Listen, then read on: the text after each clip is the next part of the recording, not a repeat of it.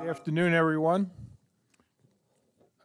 I want to call to order meeting of the March Golf Committee. And I look around and see we have all members here present. So we have a full present member, so we have a quorum. On the minutes from our last one, we didn't have a meeting last month, but the meeting from January, does anybody have any additions, corrections, deletions that they'd like to make from those minutes? Okay, not hearing any, those minutes will be accepted and posted. Okay, what we'll have today is our staff reports, and we'd like to start off our golf operations. Pat O'Hara. All right, thank you, sir.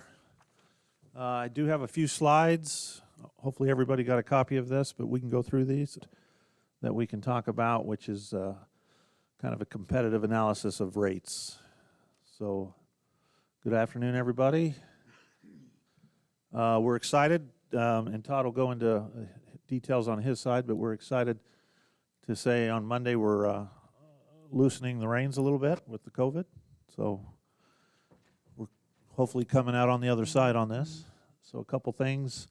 Just wanted to mention shotguns and double T starts will begin.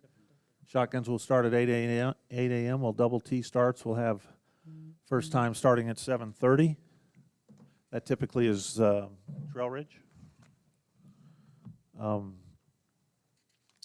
Tables and chairs will be available for the patio. Single cart usage is still an option.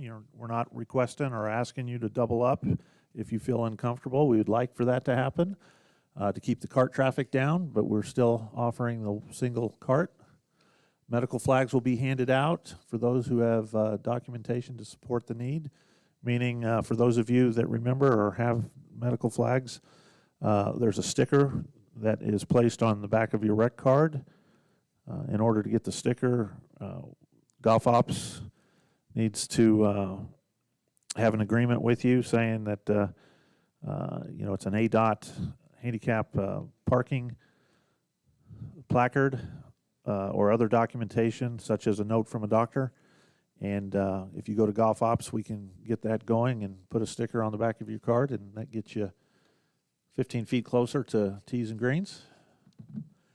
Just a reminder, we would like to see everybody on the cart path around the tees and greens if possible. It says 30 inches from tees and greens. That's not quite right, is it? Multiply that by 10, I guess. And then rental clubs and carts, pull carts will be available.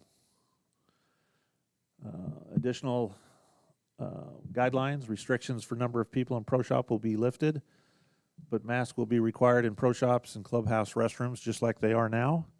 We will not have tables and chairs in the pro shops at this time. We felt that we're asking you to wear a mask to check in. If you wanted to sit down and have a drink or something to eat, you'd be taking that mask off, putting it back on, congregating maybe in a little bit more density. And we all are. We're all concerned about keeping our employees safe, so we're just going to take that off the table and leave the congregating to the patio areas. Food and beverage service will remain as is, prepackaged items, no draft beer, fountain drinks, hot dogs, or cookies at this time, but we're working in that direction. Monitors will be allowed to check in players on the patio, and then, as I mentioned, seating in the pro shop won't be happening until a little bit later. Just a reminder, this has taken, this COVID is really affected the roughs, the areas where there's high traffic on the carts, just trying to make sure everybody's aware of the 90-degree importance as far as keeping the carts on the path as much as possible. This is all going to show itself up in transition, and we want to have these golf courses as good in the summer as we have them right now, and that'll go a long way. But player assistance, just asking everybody's cooperation for them, keeping play moving, and enforcing the rules anywhere from cart paths to pace of play, and as far as dress code and everybody having a set of clubs. Just an update for the green team. Here are the dates for March. This is still going along strongly. Wanted to mention this. Some of you, maybe all of you know this, that we do have an 844 number for the frost. Hopefully we're out of this, but Todd will give us an update on that. We talked earlier, and there might be an outside chance for frost, but you never know. But anyway, they've changed this. Katie has more details in this, but there's a reason. But you will see texts for weather conditions or course conditions coming from an 844 number. So everybody that's already on it will be converted, and probably have seen that. But this is a great way that to communicate any changes that we have in the golf course. Scramble. Here's the breakout. We had 100 players, 79 men, 21 women. Played at Deer Valley. We'll go through this somewhat quickly, but you might recognize some people up there. We had co-ed, we had women's, and we had men's flight. Do want to make this announcement. This is Regency Specialties. They've helped us out in sponsoring a few things. If you haven't heard about it, the latest promotion is we've got gold logo golf balls in the range machines at each of the 6 golf courses. We didn't do it at Grandview because that's a crooked putter location, but if you get a gold ball in your bucket of balls, it's good for a free drink of your choice at the pro shop. So just redeem it back into the pro shop, and they'll give you a beer, a Powerade, a soda, whatever you want. We're seeing a couple of the balls walk away. I think people are playing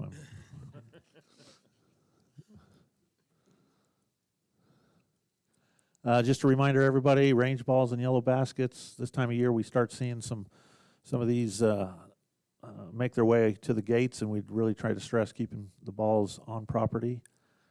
It doesn't become an issue until we run out of baskets and say, well, okay, we'd love to sell you a bucket, but you're going to have to play Easter egg hunt as you're picking them up off the ground. But anything you can do to help us with that, that'd be greatly appreciated.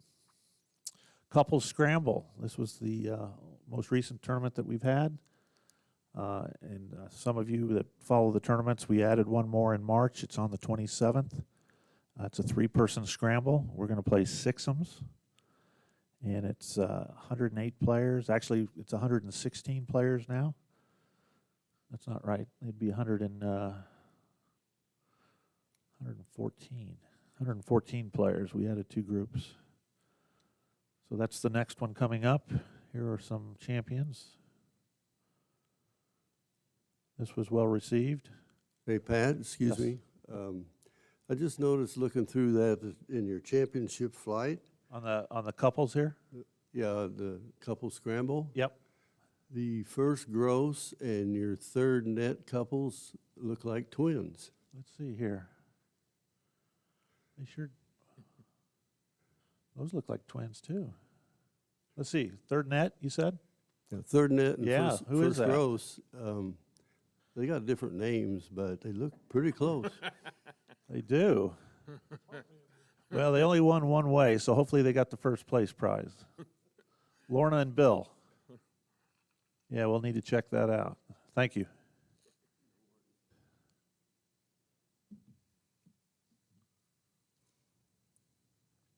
So a good turnout. I think most of them are still talking to each other after the round.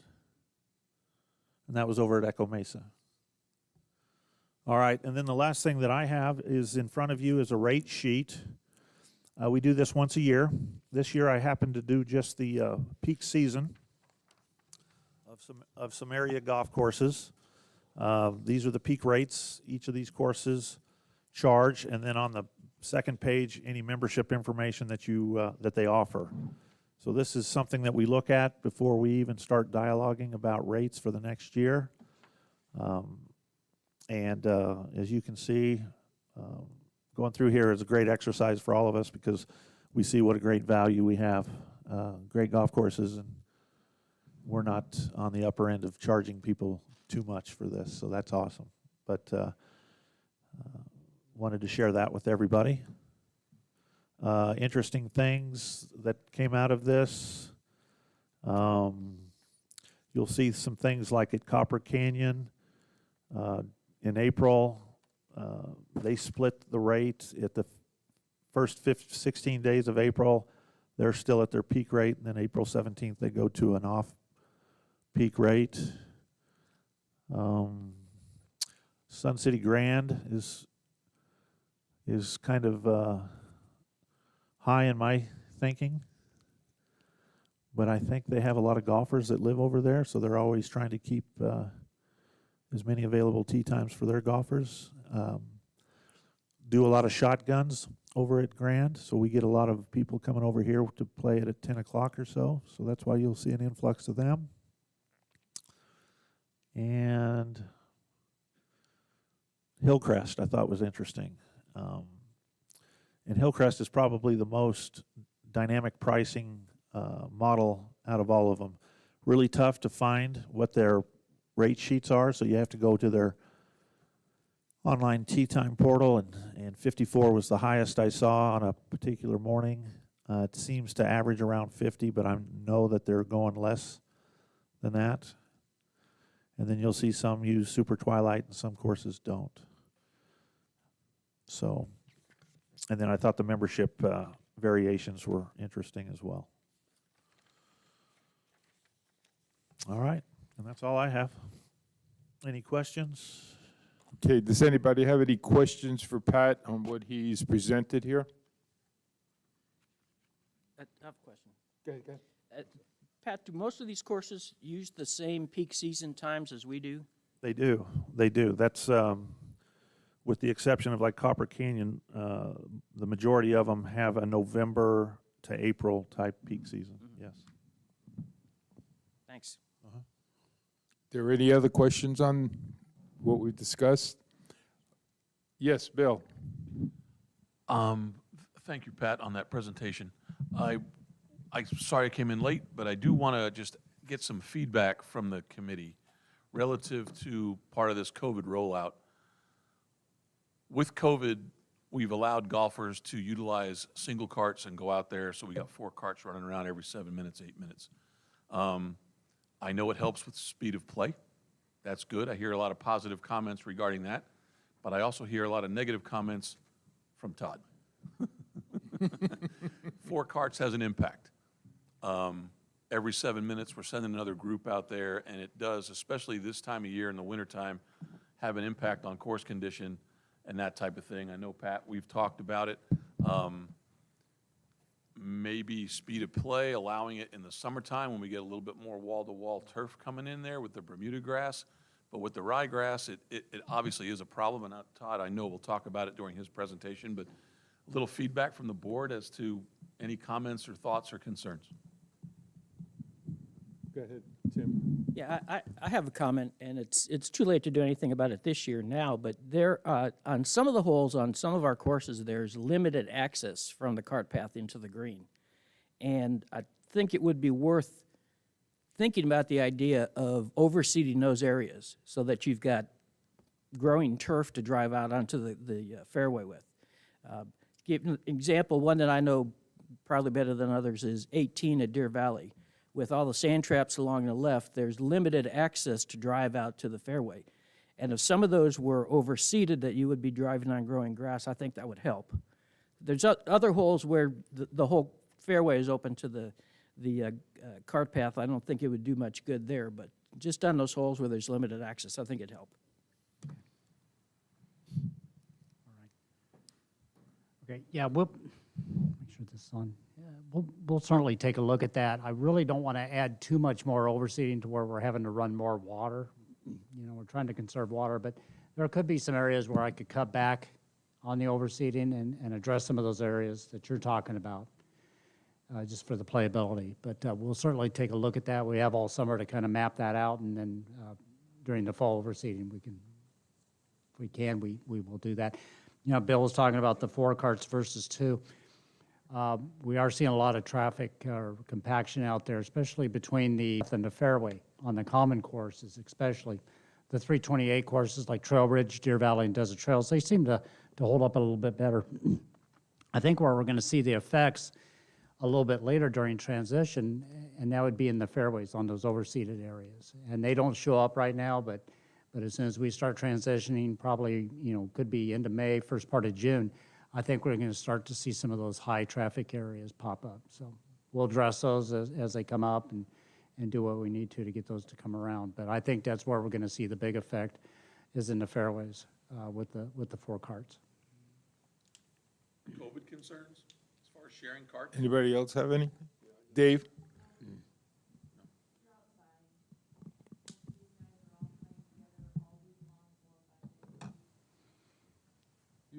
Use your microphone, Connie. Yeah.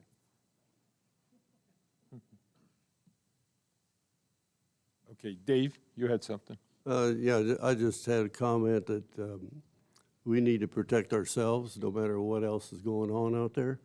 And I, for one, would not ride with anybody I don't really know. I really like the single cart, single rider operation, just because there's so many people and you don't know where they've been, what they've been doing the day before, night before, week before. So take care of yourself, and I've just cut back on golf for that reason. And but if that's what powers that be want to, start pairing up in golf carts, okay, go ahead and do it. But I'm going to just take care of myself. According to an article in the Rec News yesterday, 65% of residents in Sun City West have been vaccinated. So we're getting real close to herd immunity right here. I mean, going back to doubling up on carts shouldn't be a problem, I wouldn't think. Any other comments? Yeah, I do. As much as I do enjoy my own individual cart and the pace of play, I can see what it's doing to the course, and I'm afraid what it's going to do in the future to it. I don't know if we're quite ready yet to move to that phase. We're still prime season here and things like that. I'm thinking if we can hold off until at least the end of March or into April, and Todd, you would be the better judge of when the turf is going to get hurt the worst by it. There was one comment made about maybe we can go to 4 carts in the summertime. Well, that may be just as bad, ruining it for the overseed situation. I don't know. And then my other comment is I haven't heard anybody or any comments yet about flag sticks and rakes and bunkers. When and where we want to go to that. But I think that kind of ties in with the carts and the 4 people in a cart. Also, Pat, on your presentation on food and beverage, I think the thing I saw from Bill that was in the Rec Center News was that on the 22nd of this month, you're going to start food and beverage service in the pro shops, and is that correct? You're going to see pretty much what we have through the end of this month. Starting April, we'll look at possibilities of draft beer or coffee and soda, things of that, hot dogs, things that we have to touch. It'll be closer to the first of the month. Okay, anybody else have anything? Yeah, if I could just address what Tom was talking about, the car traffic and the best time. Right now it's critical that we try to move the traffic around a little bit, because that Bermuda's just coming out of dormancy, so it needs all the help it can get right now. In the summertime when it's growing, if we get that car damage out there, it can recover from that during the summer months when it's actively growing. But right now it's just so critical. It's holding it back is what it's doing. So the other thing too, Tom, starting Monday, we're going to be back to normal on the golf courses. Ball washers, club washers, towels, bunker rakes are going to go out. The foam inserts will be taken out of the cups.